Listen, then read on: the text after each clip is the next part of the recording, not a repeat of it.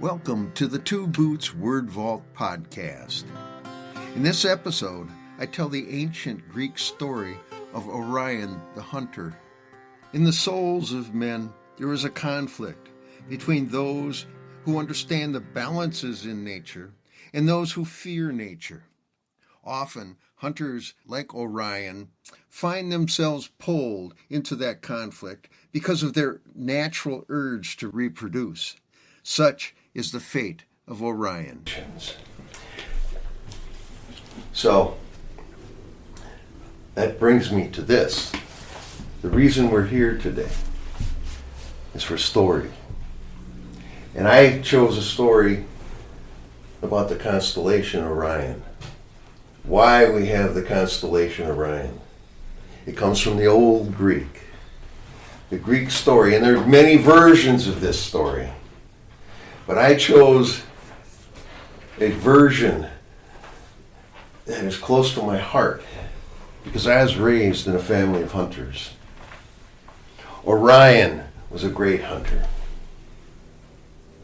In fact, they say that Orion was the finest hunter of the whole Aegean Sea, the entire Black Sea, the entire Mideast. He was also the most handsome man in the area.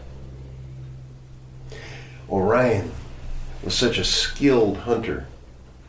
He could read what track meant, what time the animal had passed on the sand. In fact, he was so good, he could track a fish underwater. That's a skill that's lost today. He was the finest tracker. He knew the appropriate way to use a bow. He knew the appropriate way to use a knife. He knew when to use the right weapon for the right purpose. He knew that weapons were tools. At that time, he was living on an island of Chios. And on the island of Chios, there was a king, Oenopion. And Oenopion had a daughter, Merope. Now, Oenopion was the son of Dionysus. His grandfather was Minos, if you remember the story of the Minotaur.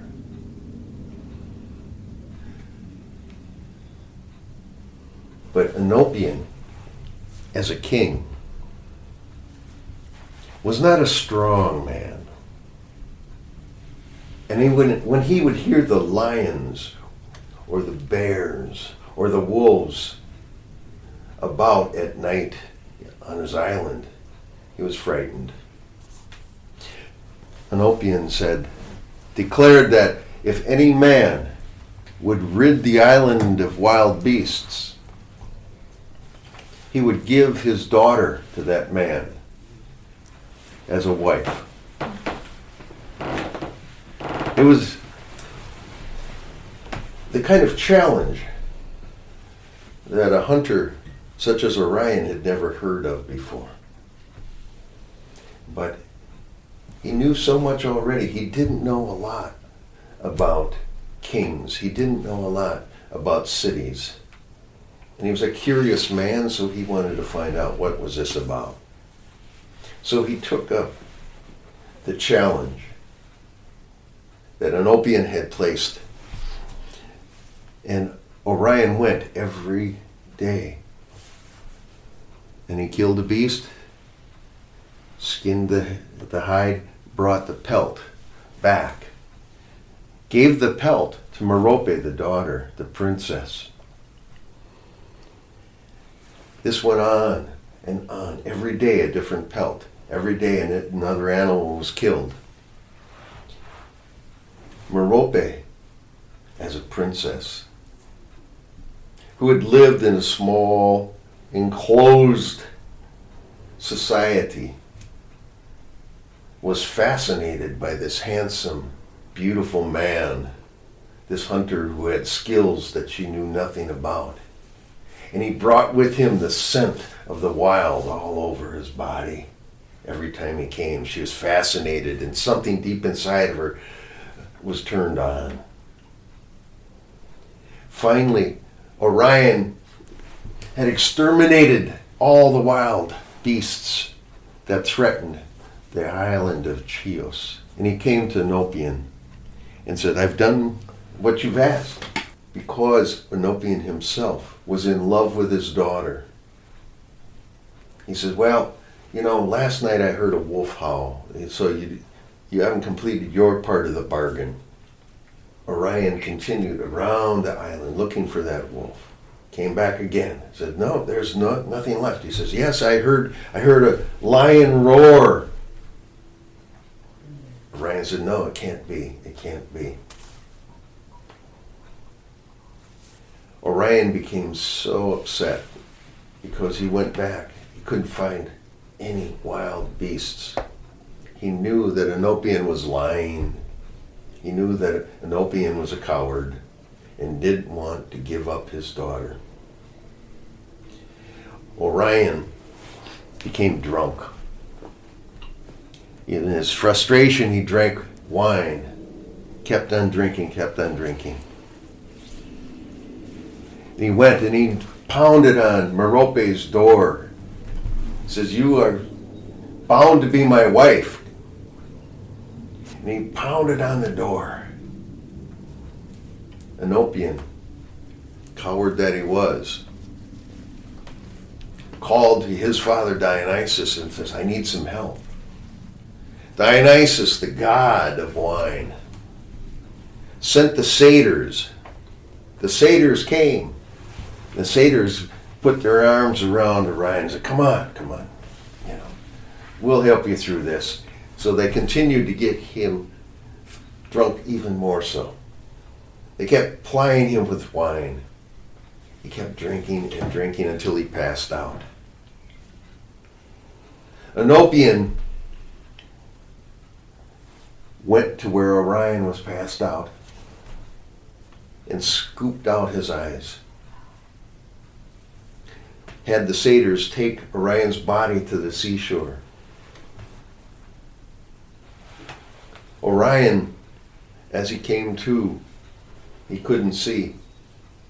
And there was an oracle that was fishing down at the sea, and the oracle told him, it's been said that if a blind man were to swim as far to the east as possible, go as far the end of the earth where the sun rises, Helios, the god of the sun, will return your eyes, return your vision.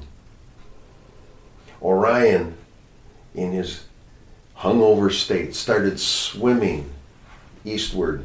And he knew where the east was because one of his cousins was the Cyclops. And he could hear the Cyclops' anvil. And he swam in that direction. And it kept swimming, and it eventually someone picked him up and put him in a boat, and he rowed the rest of the way to Lemnos. When he got to Lemnos, the island where the Cyclops was, there was an apprentice, a young boy, and the Cyclops allowed Orion to put the boy on his shoulder, and the boy guided Orion to the farthest end of the earth where the sun rises. When they arrived there, in the farthest east, there's an island called Delos. And on Delos is the home of goddess Eos, the dawn goddess. And she helped Orion sit on the east side of her island so that when Helios arose, the sun would hit the face of Orion and his eyes would be restored. His sight would be revived.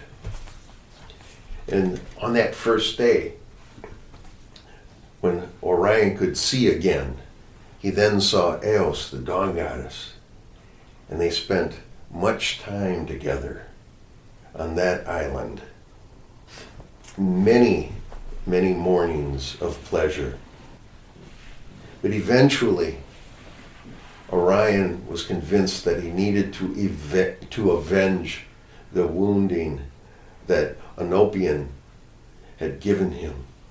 And he went back westward until he again came to the island of Chios, Oenopion's island. And Orion scoured the entire island. And he could not find Oenopion or Merope. Orion assumed that they had continued westward to the Isle of Crete, although Oenopion had his private underground hidden hideaway place. Orion couldn't find Oenopion, so he continued to Crete. And on Crete, which is the island of Artemis, the goddess of the hunt, the goddess of the wild animals, the goddess of childbirth, Orion found Artemis because Orion's father was Poseidon. His mother was immortal. He had something in common with Artemis, the goddess, besides their love of the hunt, the love of the outdoors, the love of the natural world. So they spent week after week wandering around, enjoying one another's company. Unfortunately, Artemis's twin is Apollo. And Apollo was envious of the relationship that was building between Artemis and Orion. So Apollo had heard the story about how Orion had exterminated all the wild beasts on Chios. So Apollo went to Gaia, the Mother Earth, and told Gaia, Apollo is a slaughterer. Something has to be done. He is an exterminator. We cannot have him on Earth. This upset Gaia. So Gaia sent an enormous scorpion to Crete. And that scorpion chased Orion around. And Orion, as fine a hunter as he was not able with his knife or his sword or a lance to penetrate the armor of the scorpion. So he dove into the ocean, into the Aegean Sea, and started to swim to escape from the scorpion. And he decided, as he was swimming, I have to get back to Eos, the dawn goddess. Maybe she can protect me. And as he swam out in the ocean, and his head grew smaller and smaller and smaller in the distance, Apollo nudged his sister Artemis and said, do you see that black spot out there? That's the head of a man who raped one of your priestesses. Can you kill that man? And Artemis drew her bow, shot an arrow. And when she went out to retrieve her arrow and see who she had killed, she saw that it was Orion. And her heart was broken. She tried to find one of the gods and the demigods to revive Orion, but it couldn't be done. So in return, because of her affection for Orion, she put Orion into the sky as a constellation and as a sign that the only time that humans should hunt is when Orion is in the night sky. That's why in the springtime, when the newborns are born, we don't hunt in the summertime when the newborns are being raised. only in the fall through the end of winter. That's the time that hunters play their role in the natural cycles of things. And we see Orion, and we are reminded that we are hunters.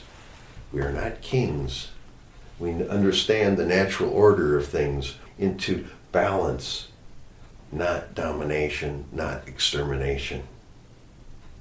Now, this story has been told in many different ways.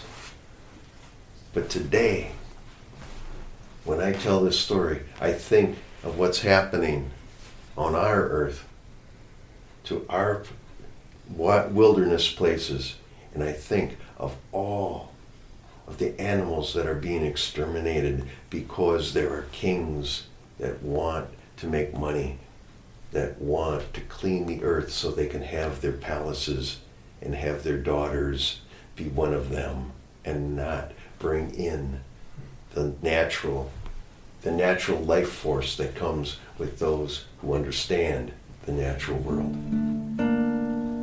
And I will leave my story there.